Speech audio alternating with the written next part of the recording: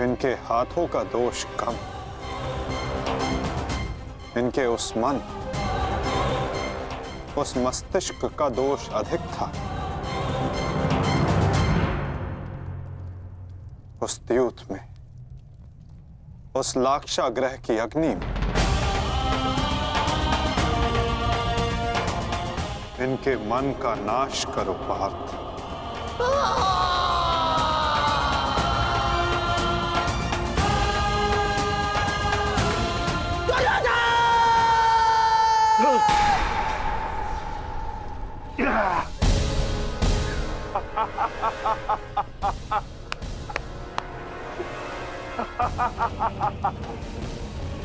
जाओ दुर्योधन, जाओ जाओ, तुम्हें जाने की अनुमति है। जाओ और जाकर अपने प्रिय महाराष्ट्री को अंतिम विदाई दो।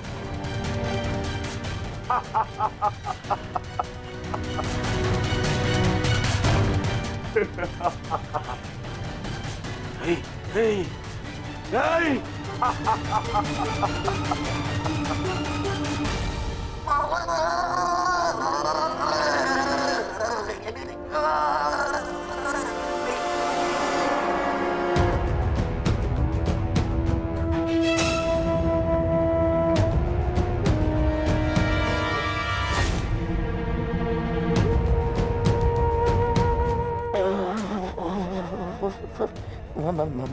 माधव,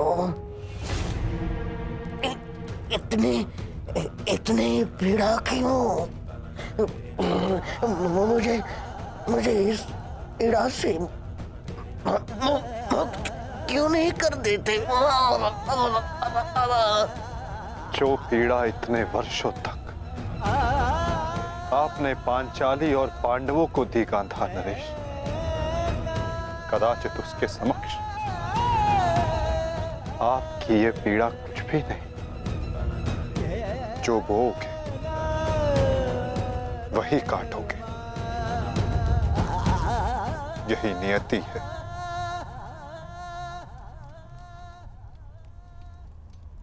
आज आपसे तनिक पीड़ा सहन नहीं हो रही गांधार राज, और उस पीड़ा का क्या जो आपने पांचाली को दी थी। स्मरण करने का प्रयास कीजिए गांधार नरेश, अनुभव करने का प्रयास कीजिए उस पीड़ा का।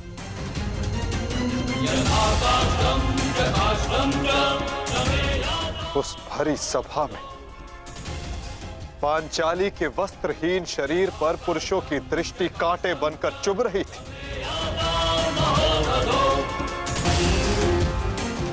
स्मरण है गांधार राज कि किस प्रकार उस सभा में पांचाली गिड़गिड़ाई थी, किंतु तब भी आप सब में से किसी ने एक ना सुनी।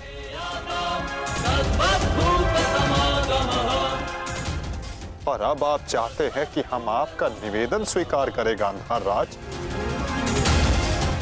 आप वो अधिकार खो चुके हैं।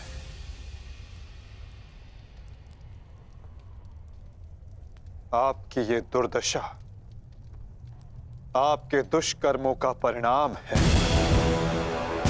कदाचित आपकी इस दशा को देखकर कुछ कुकर्मियों को शुद्ध और नए जीवन जीने की प्रेरणा मिल सके।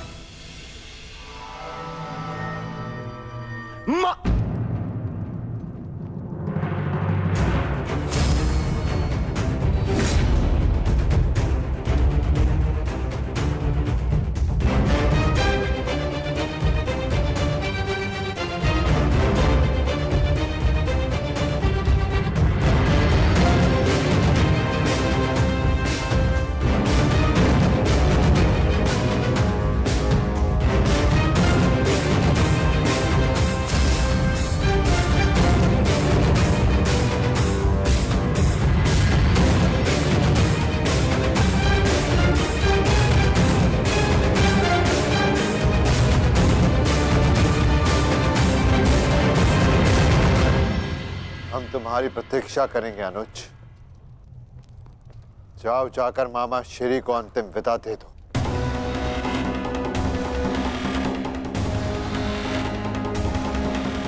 नहीं नहीं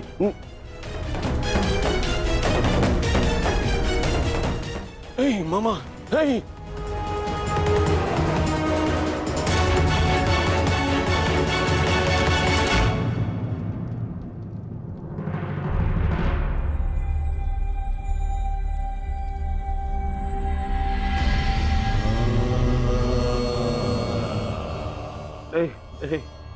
नहीं नहीं नहीं नहीं नहीं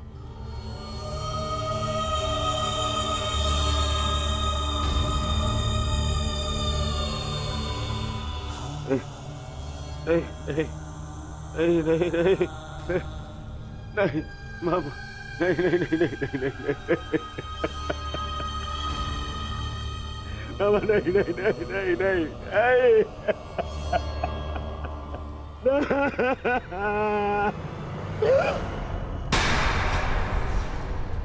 मामा,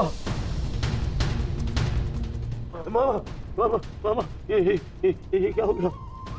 मैंने अपने प्राण नहीं त्यागे हैं अभी तक। कहाँ थे तुम? मैं यही था मामा, मैं यही था। ये क्या दुर्दशा कर दी है पांडवों ने। मुझे क्षमा कर दो दुर्योधन। मेरा साथ केवल यही तक का था, परंतु मैं प्रसन्न हूँ, क्योंकि एक योद्धा ना होते हुए भी एक योद्धा की मृत्यु मिली मुझे।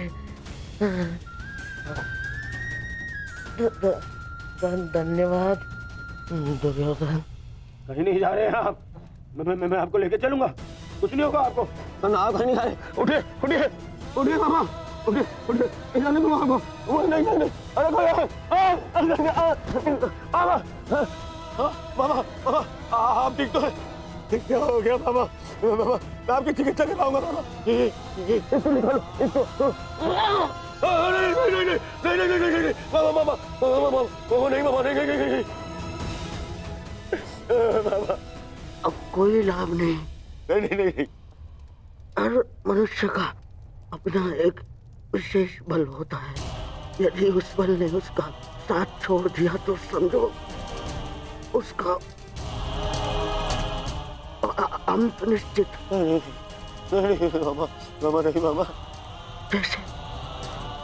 जैसे अंगराज का बल तो उसका कवच और कुंडल, जैसे मेरा बल था मेरे पास है। अब यदि अंतिम समय में मेरे पासों ने मेरा साथ छोड़ दिया तो अब कोई कुछ नहीं कर सकता दुर्योधन।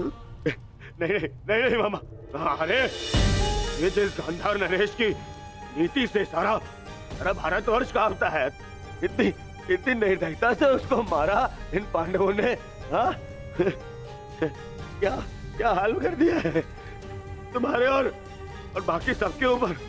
अत्याचार इन पांडवों ने किया है, उसका प्रतिकार आपका भांजा लेगा मामा। मैं पैसे छोड़ दूंगा मामा। नहीं दुर्योधन, वास्तविकता तो ये है कि मेरी ये दशा मेरे ही निर्दयी कर्मों का फल है। इस आशा का कारण केवल और केवल मैं स्वयं हूँ। और फिर भी मैं तुम्हें विजयी देखना चाहता हूँ दुर्योधन। तुमने बचपन से मेरी हर बात सुनी और मानी भी,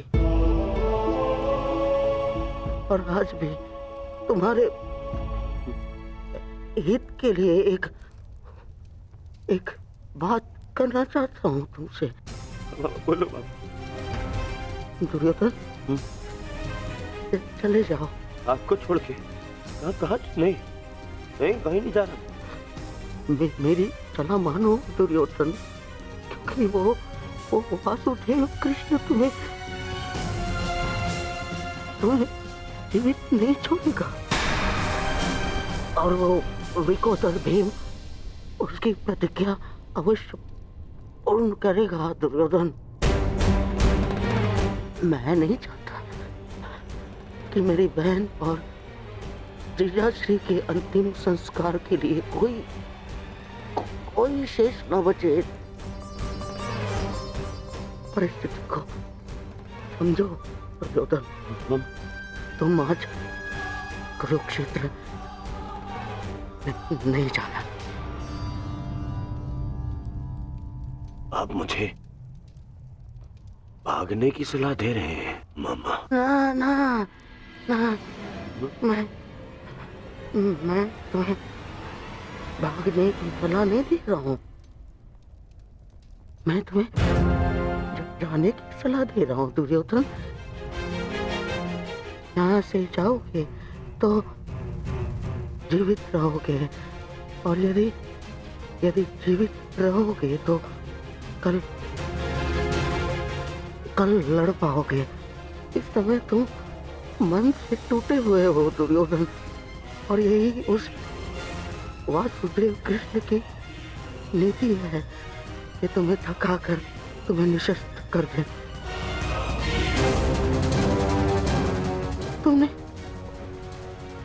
तुमने सोचा नहीं कि कैसे पांडव एक एक करके अलग तुमसे युद्ध कर रहे थे ताकि तुम थक जाओ। ये उस वासुदेव कृष्ण की नीति है तुम्हें परास्त करने की। वो अवश्य कोई चाल चल रहा होगा। यहाँ पास में एक सरोवर है दुर्योधन, उसके तल में एक खो है जहाँ सरलता से छिपा जा सकता है। वहां जाओ, विश्राम करो और अपनी शक्ति पुनः अर्जित करो। मेरी बात मानो। तुम्हें मेरी सौगंध। सरोवर में जाओ, अपने मामा की अंतिम इच्छा का पालन करोगे ना? अपने मामा की अंतिम आज्ञा का पालन? हाँ मामा, मैं आपकी अंतिम इच्छा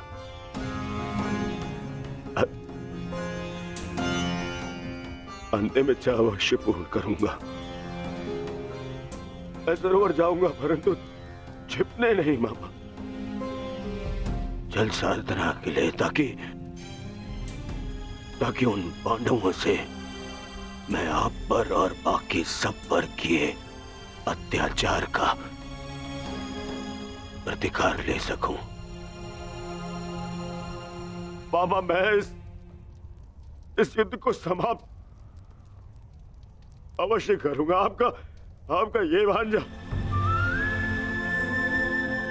इस युद्ध को समाप्त करेगा। प्रसन्न रहो।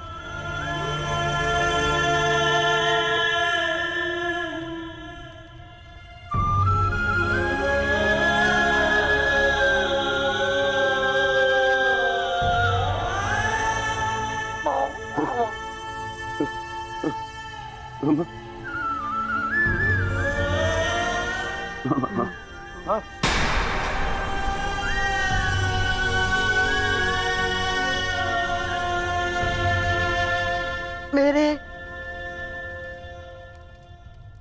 होने वाले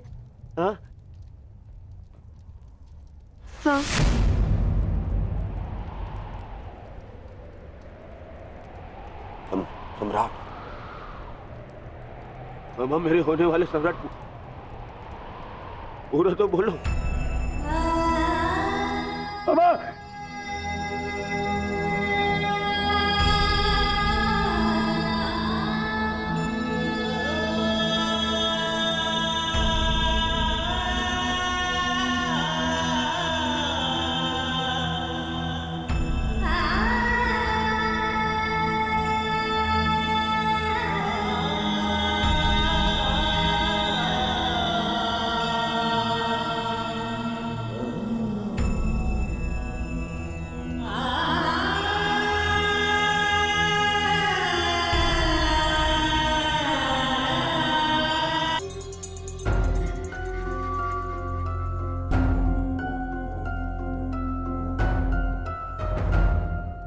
हमें बहुत विलंब हो रहा है युधिष्ठिर। दुर्योधन को गए बहुत समय हो गया है। अब दुर्योधन को बाहर बुलाने का समय आ गया है। प्रतीत होता है कि अपने अंत से डर के भाग गया है वो कायर। इसका अर्थ युद्ध समाप्त हुआ। परंतु ज्येष्ठ, मेरी प्रतिज्ञा तो पूर्ण होना भी शेष है।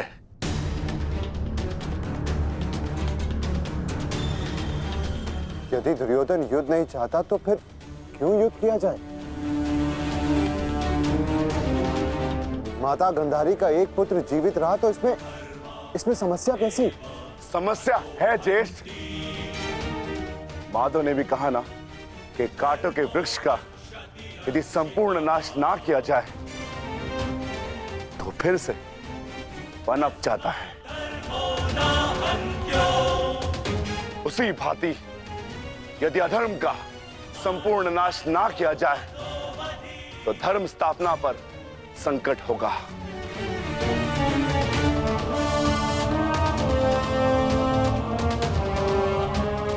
आपको हो क्या गया ज्येष्ठ?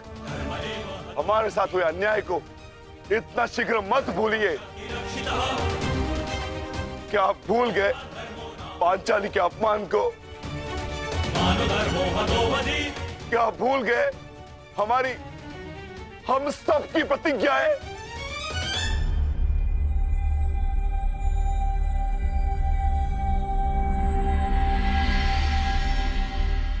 सब स्मरण है मुझे अनुज, सब स्मरण है।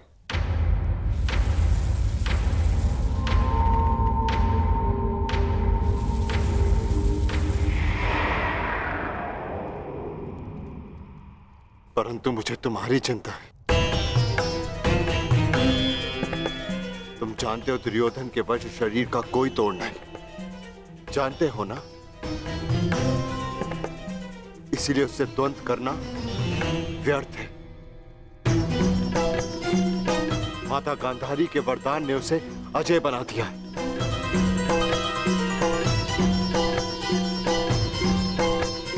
यदि तुम्हें कुछ हो गया तो मैं स्वयं को कभी क्षमा नहीं कर पाऊंगा अनुज। जानता हूं ज्येष्ठ, मैं सब कुछ जानता हूं, परंतु मुझे उसकी चिंता नहीं। धर्म स्थापना पर निकले हैं तो बलिदान देना होगा।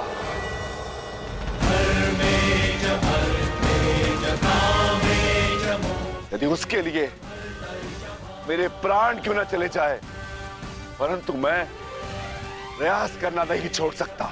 परंतु दुर्योधन का वध करोगे कैसे? शेषगढ़ ने माता कुंती को वचन दिया था कि उनके 5 पुत्र जीवित रहेंगे। क्या तुम उनके वचन को झूठा हो जाने दोगे? हाँ?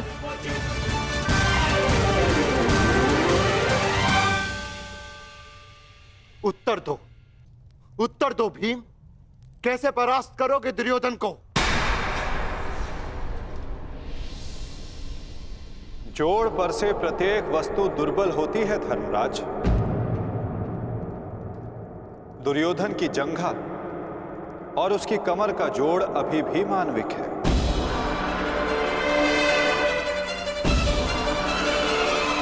दुर्योधन को वहां से तोड़ा जा सकता है।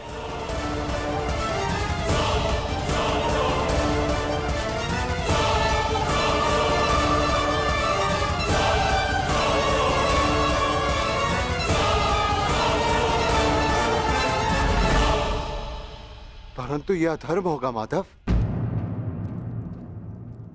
इस समय धर्म की मांग कदाचित यही अधर्म है धर्मराज। दुर्योधन का अंत धर्म की मांग है।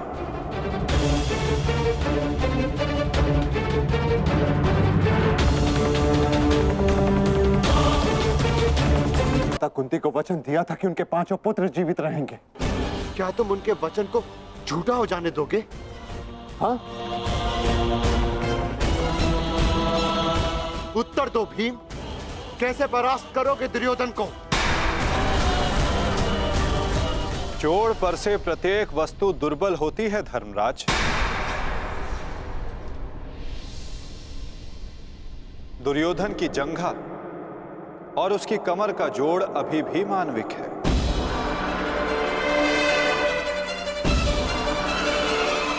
दुर्योधन को वहां से तोड़ा जा सकता है।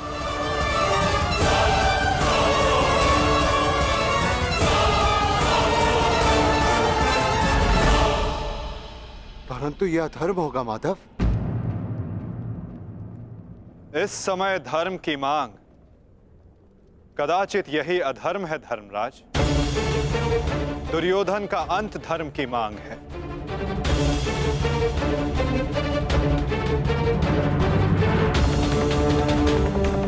परंतु माधव, युद्ध के लिए दुर्योधन का प्रस्तुत होना भी आवश्यक है।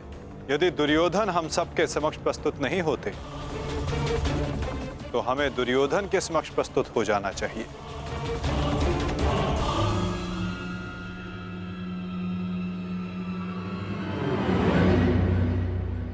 शिविर के भीतर जाने का समय आ गया है।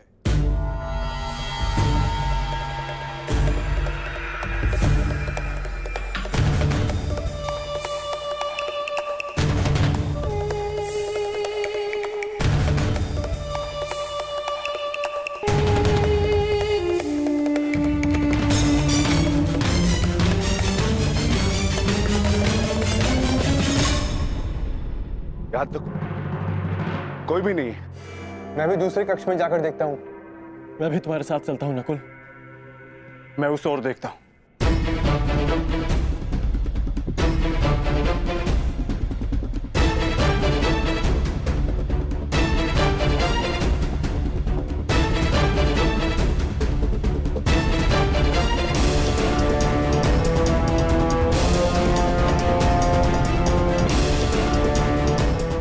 माधव, दुर्योधन कहीं नहीं मिला। अब हम क्या करें? रक्त और पाप अपने चिन्ह छोड़ ही जाते हैं पार्थ। और यदि रक्त एक पापी का हो तो वो कभी नहीं छिपते।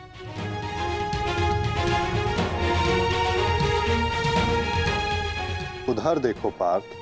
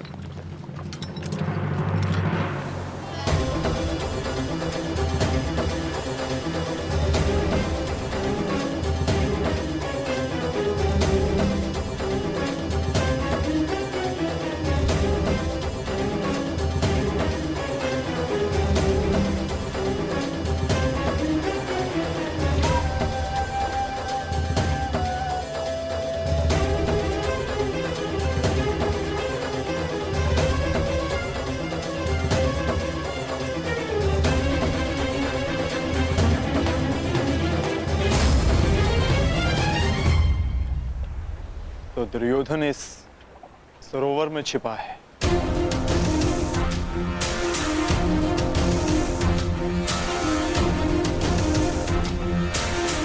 आवाहन दो विकोदर।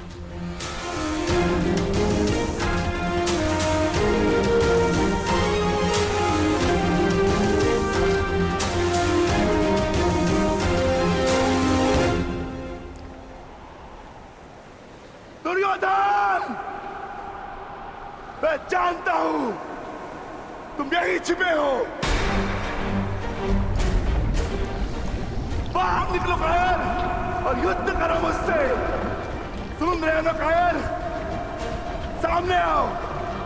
क्या इस प्रकार मेरा सामना करोगे? बाहर निकलो और बंद करो मुझसे।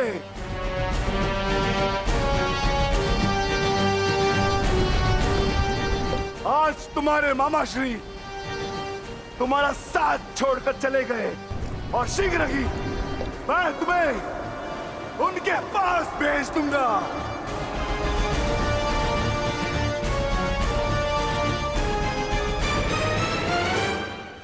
अरे वज्र का शरीर लेकर भी भयभीत हो दुर्योधन।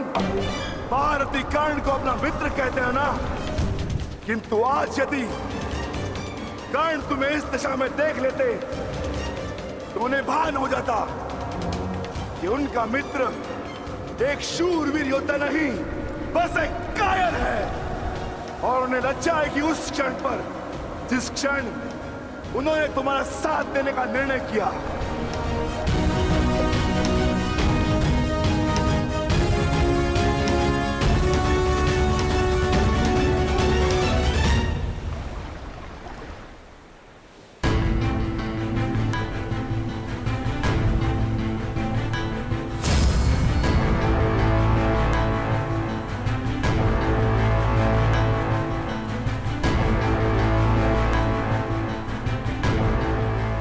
विकोदर,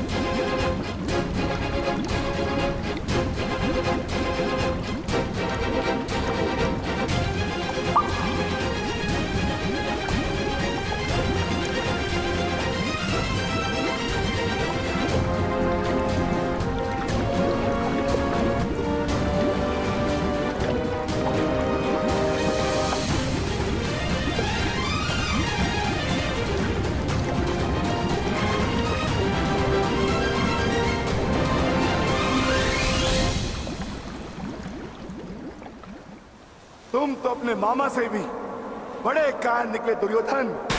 विश्वास नहीं होता कि तुम वही दुर्योधन हो जिसे ज्येष्ठ कर्ण हस्तिनापुर का महाराज बनाना चाहते थे। मेरा चयन बिल्कुल ठीक था। दुर्योधन तुमसे बेहतर राजा होगा।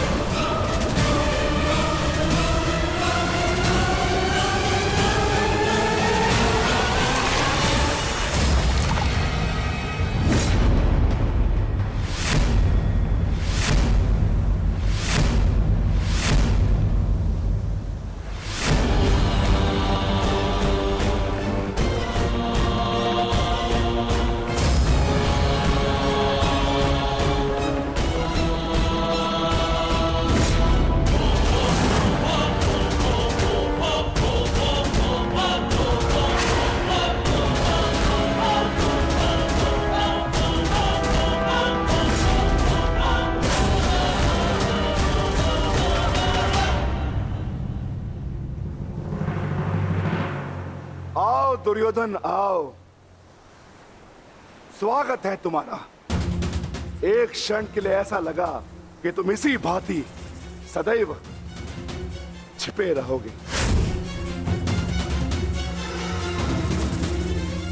मुझे तुमसे छिपने की आवश्यकता नहीं है भीम,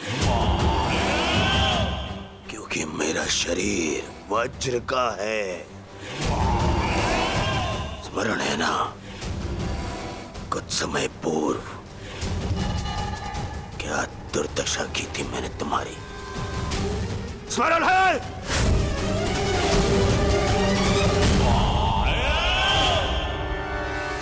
दुर्योधन सत्य कह रहे हैं विकोदर। दुर्योधन छिप नहीं रहे थे, वो तो जल साधना में लीन थे। ये तैयारी तो युद्ध से पहले की थी दुर्योधन, है ना?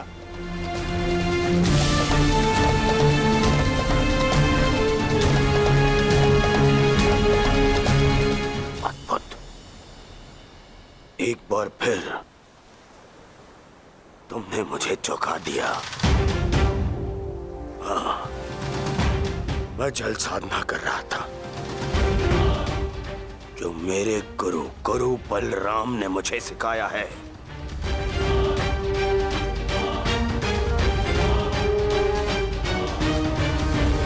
आशा करता हूं कि मुझे विलंब ना हुआ हो। जो चाहे साधना कर लो दुर्योधन, परंतु आज तुम्हें मुझसे कोई नहीं बचा सकता। बड़े निश्चित हो मेरी मृत्यु को लेकर।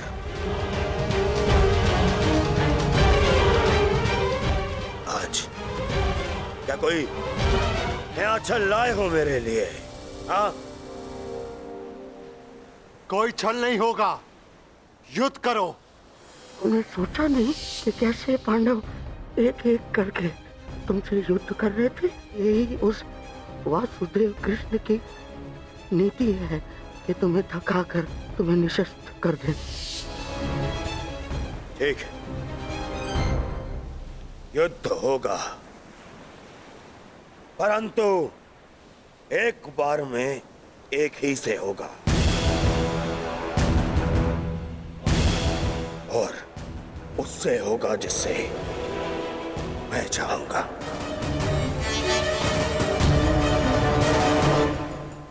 स्वीकार है।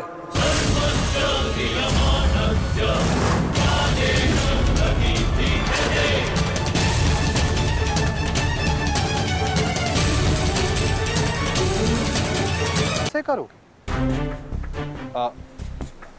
नकुल सहदेव से?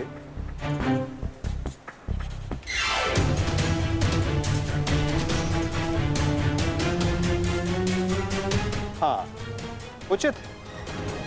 नकुल तुमसे दुर्बल है, तो उसको परास्त करना तुम्हारे लिए सरल होगा। और सहदेव ने तो तुम्हारे मामा श्री का वध करके अपनी प्रतिज्ञा पूर्ण की है ना? किंतु ये चुनाव करने से पूर्व एक बात सदा स्मरण रखना दुर्योधन, कि नकुल सहदेव का एक प्रहार तुम्हारे 100 प्रहारों से अधिक स्मरणीय होगा, और नकुल सहदेव को तुमसे कहीं अधिक सम्मान मिलेगा। हाँ, कदाचित इस द्वंद्व में, इस महाभारत में तुम भले ही विजयी हो जाओ, किंतु सदा के लिए तुम अपना मान, सम्मान और यश खो बैठोगे दुर्योधन।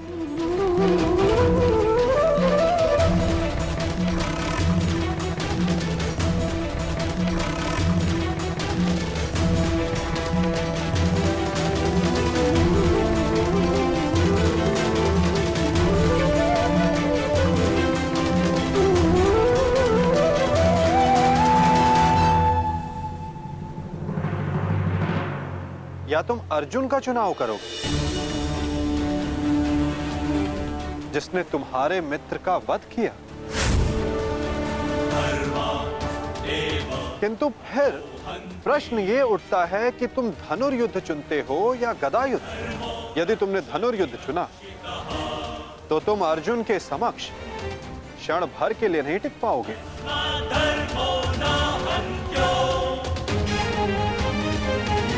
और यदि तुमने गदा युद्ध चुना तो समस्त संसार तुम्हें इस अन्यायपूर्ण चुनाव के लिए सदा धिक्कारता रहेगा।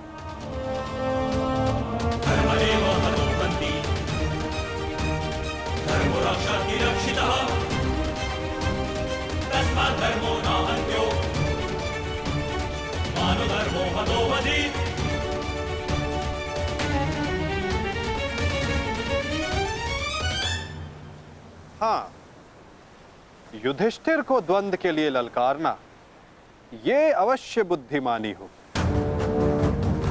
क्योंकि यदि राजा को मारोगे तो सेना तो स्वयं परास्त हो जाएगी। किंतु ये बात स्मरण रखना दुर्योधन, यदि तुमने ऐसा किया तो समस्त संसार तुम्हें उस कायर की भांति स्मरण करेगा जिसने स्वयं से निर्बल को परास्त करने का विकल्प चुना। हारा है दुर्योधन।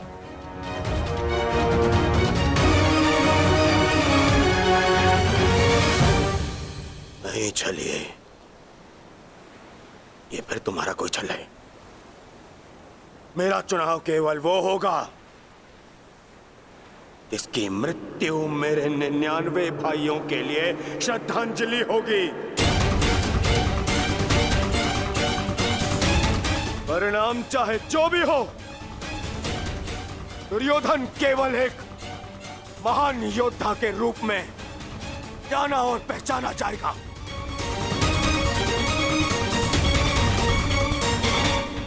मैं दुर्योधन द्वंद्व के लिए भीम को चुनता हूं।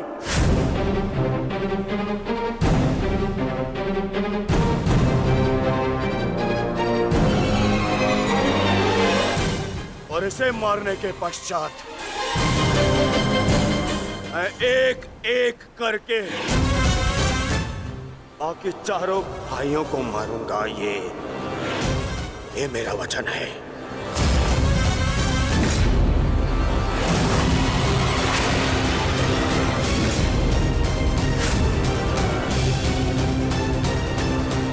तो प्रतीक्षा किस बात की है दुर्योधन? अब समय ही बताएगा कि तुम मुझे मारकर अपने 99 भाइयों को श्रद्धांजलि दोगे या मैं तुम्हें उनके पास पहुंचा दूंगा।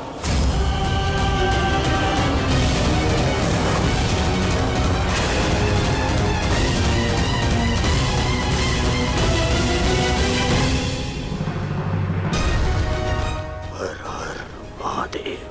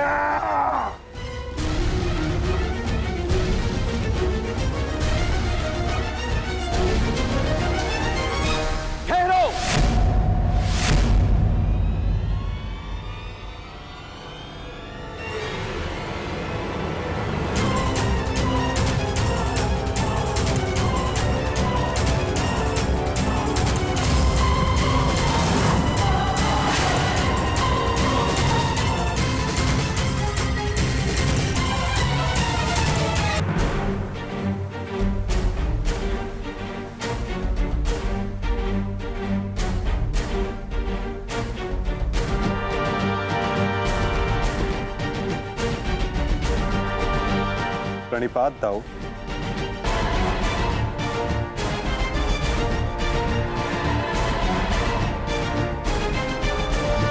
प्रणिपात गुरुदेव।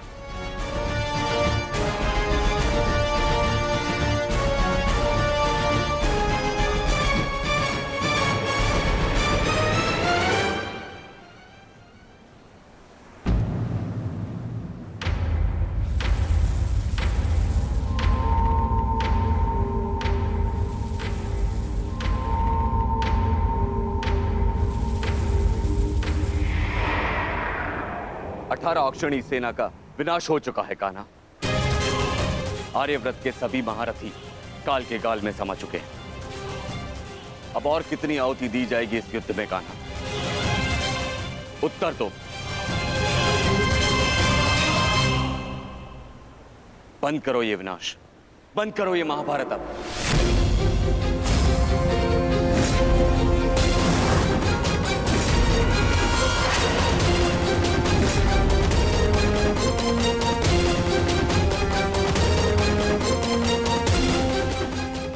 नहीं गुरुदेव,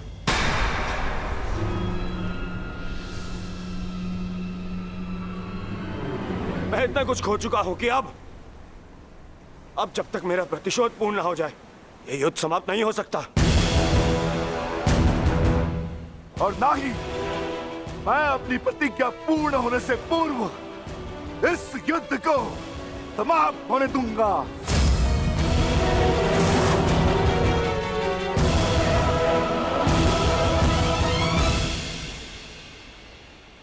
तुमने जो प्रतिज्ञा दुर्योधन के लिए ली है, अब उसका पूर्ण होना असंभव है।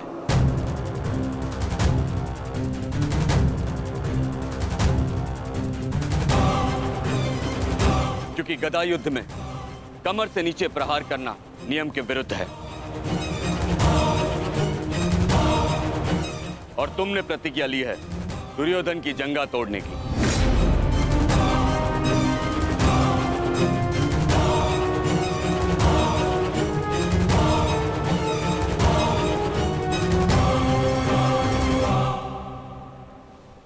कैसी अनीति दाऊ।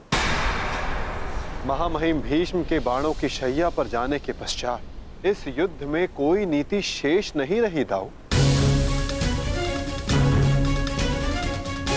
और फिर आपने तो स्वयं को इस युद्ध से विमुख रखा था ना। आप इस युद्ध में भाग नहीं ले सकते दाऊ।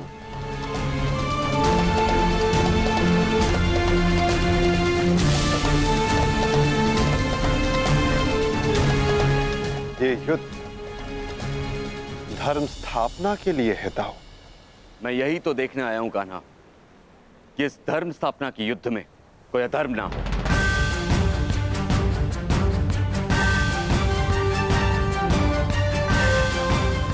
निश्चित रूप से मैं इस युद्ध में सम्मिलित नहीं होऊंगा, परंतु शरणागत की पुकार सुनना मेरा धर्म है। मैं नहीं चाहता कि कल को संसार ये कहे कि यदुवंश के कान्हा के होते हुए अधर्म हुआ।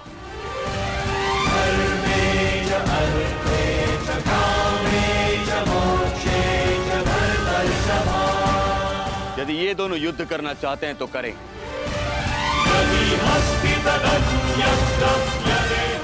इस युद्ध का निर्णायक मैं बनूंगा।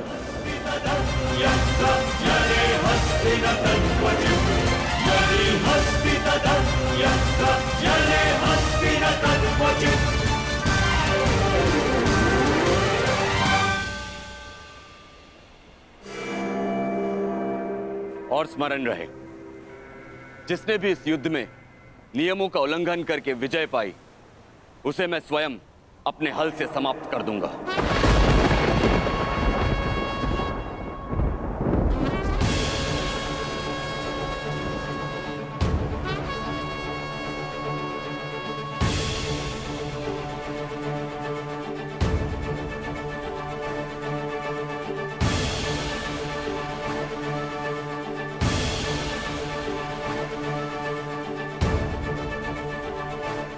नियम वही होंगे जो गदा युद्ध में लागू होते हैं।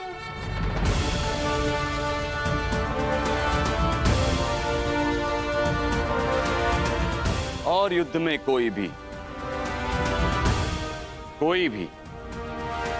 योद्धाओं के मध्य नहीं आ सकेगा।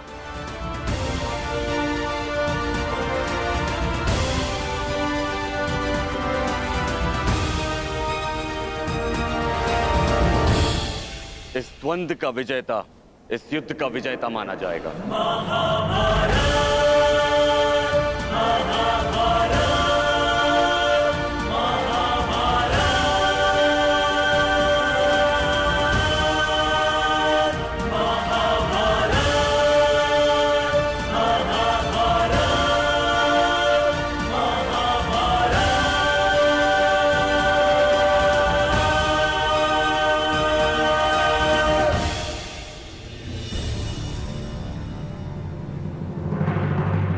अब धर्म स्थापना का भार तुम्हारे कंधों पर है विकोदर।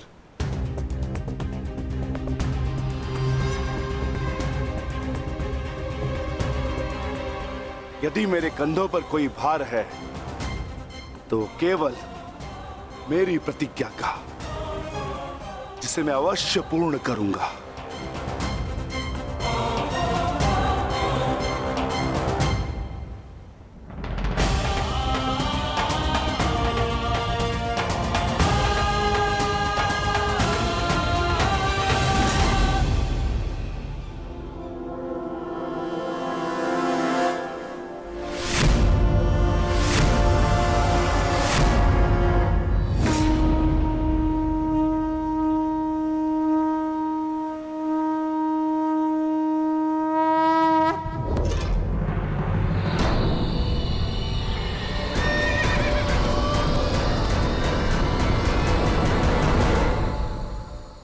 युद्ध प्रारंभ करो।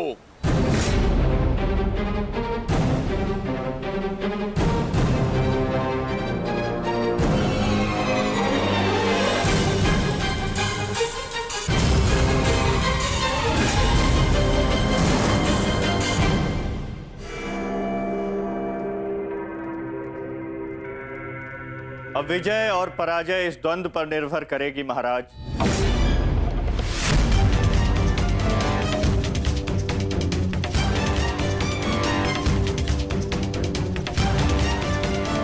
एक ओर प्रतिशोध है तो दूसरी ओर प्रतिज्ञा।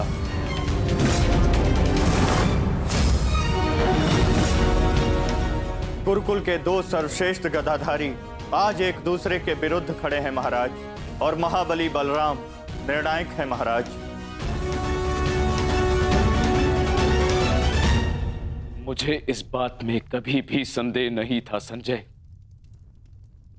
कि मेरा पुत्र भीम से श्रेष्ठ गदाधारी है।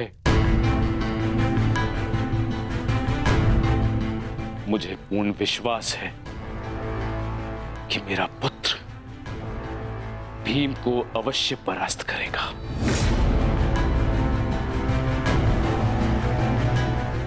परंतु मुझे चिंता थी तो केवल वासुदेव की,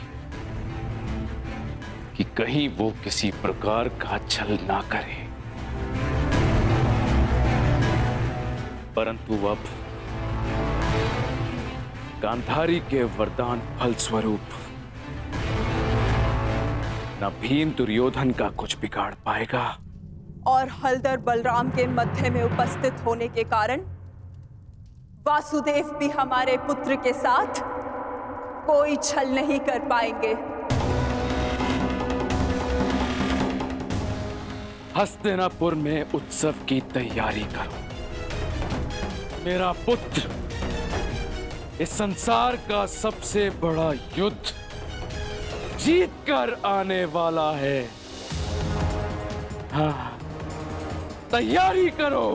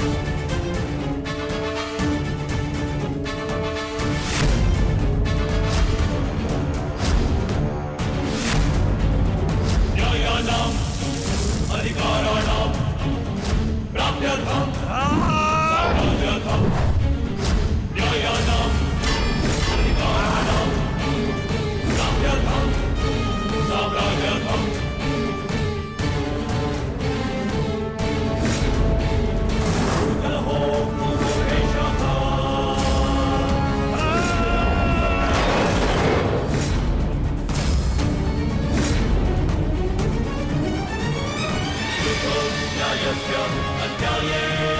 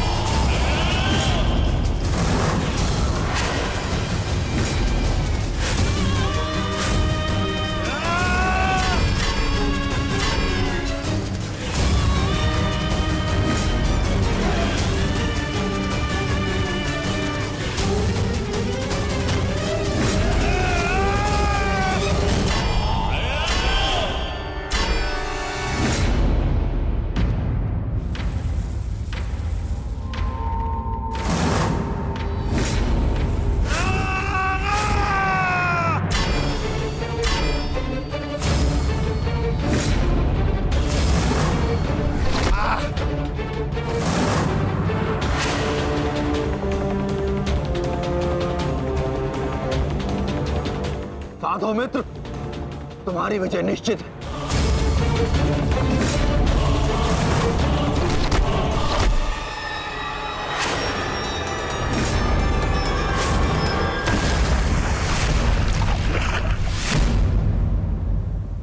माधव, यदि ऐसा ही चलता रहा तो भीम दुर्योधन के आगे अधिक समय तक टिक नहीं पाएगा। ये द्वंद्व पूर्ण रूप से दुर्योधन के पक्ष में है।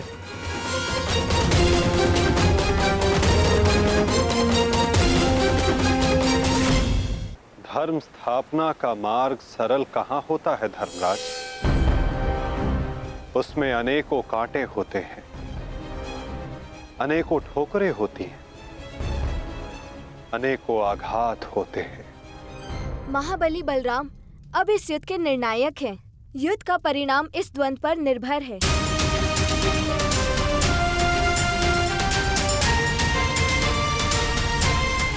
माधव, आप क्या यूं ही देखते रहेंगे?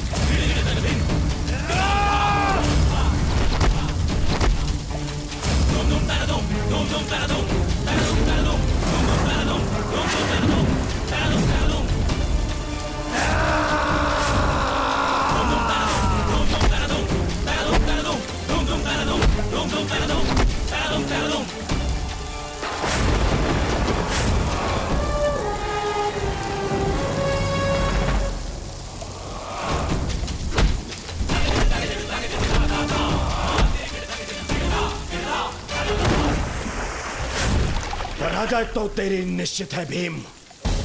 फिर क्यों पराजय के साथ साथ मृत्यु का भी आह्वान कर रहा है? टेक दे, मेरे समक्ष अपने घुटने टेक दे, अन्यथा आज तेरा जीवन मृत्यु के समक्ष घुटने टेक देगा। जब मेरे ज्येष्ठ कर्ण ने मरते समय अपना धर्म नहीं छोड़ा तो उनका यह अनुज कैसे छोड़ सकता है? अब यह युद्ध हम में से किसी एक के मृत्यु के पश्चात ही समाप्त होगा। नहीं, वो तेरा ज्येष्ठ नहीं था, कोई संबंध नहीं था तुम्हारे साथ में उसका, क्योंकि कोई अनुज अपने ज्येष्ठ की इस तरह मृत्यु नहीं करता, वो भी छल।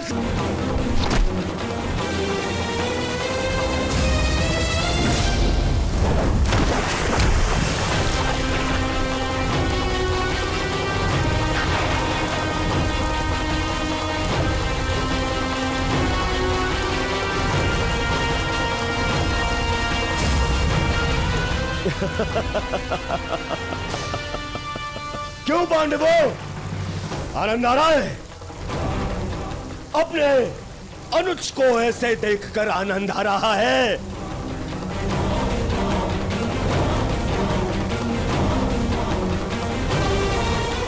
इसी के सहारे इस युद्ध में विजय प्राप्त करने का स्वप्न देखा था ना तुम लोगों ने?